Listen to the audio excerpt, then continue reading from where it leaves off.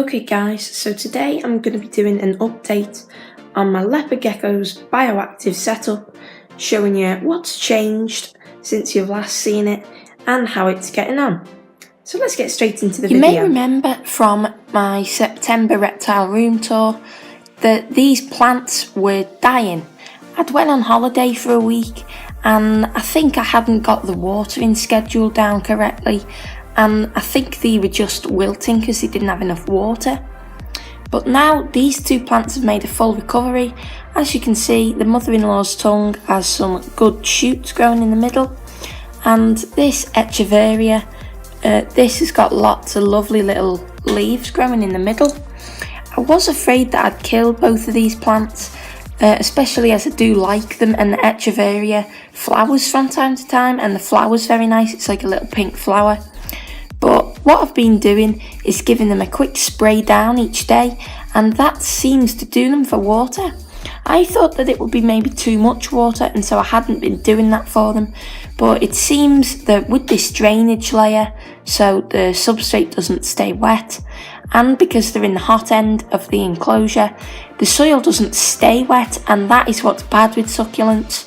So I can water them very often, and that is just enough, because the soil doesn't stay too wet. You will also remember that I had a third plant in this back corner.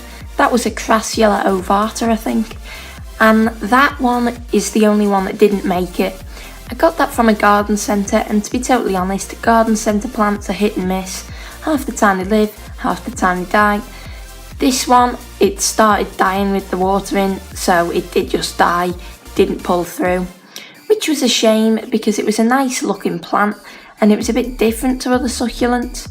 But you can maybe see in the bottom part of the screen that I have got a new plant. This is a Gasteria. Little Warty is the cultivar, which is a bit of an unfair name because it's not really warty, it's just bumpy. It kind of reminds me of a leopard gecko, to be honest, with all the little tubercles on it.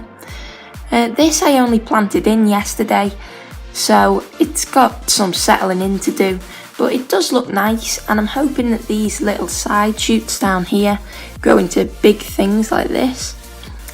It's a nice looking plant, and I'm just hoping it grows, to be honest. Just for a second, let me say, excuse the little bit of mud, well, soil in the water bowl here.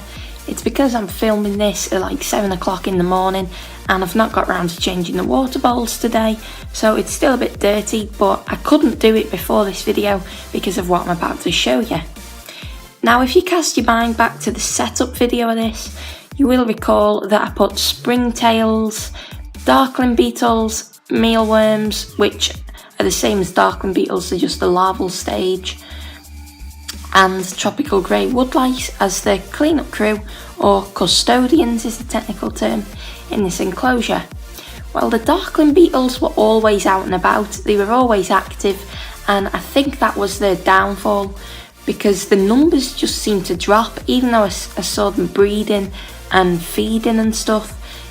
I think that Speckles, the leopard gecko, has actually ate them, and the springtails didn't really do very well, they just seemed to die off. But something did survive, and that was the tropical grey woodlice, and to be totally honest, I wasn't expecting that. But one of their favourite places to hang out is under the water bowl, so let's take a look.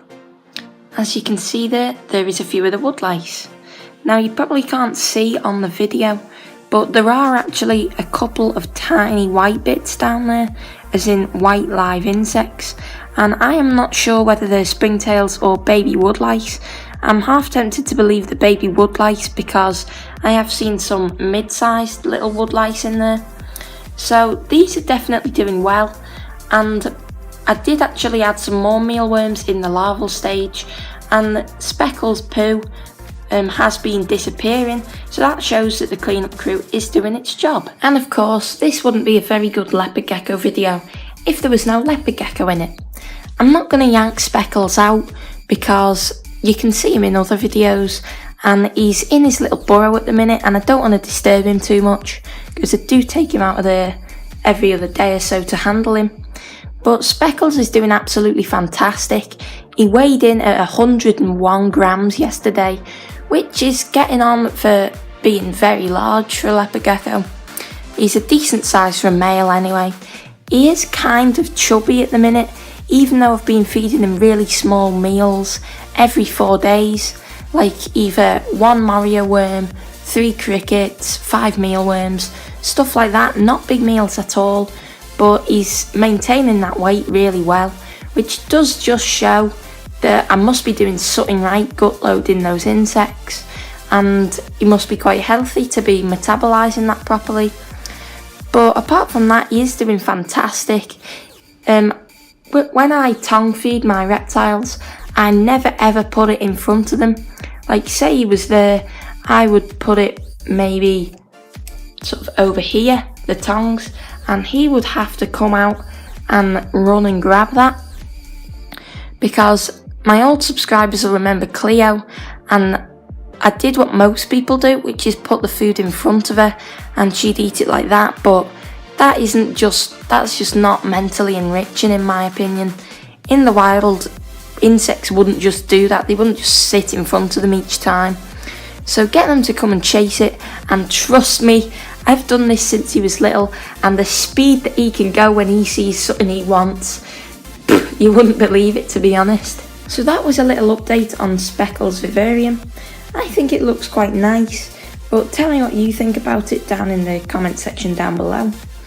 I'm really enjoying this vivarium now because I've got the plants growing, and since I set it up I was always worried about the plants not doing well, and I was also worried about not having the custodians, the cleanup crew, surviving, but they're now doing well as well.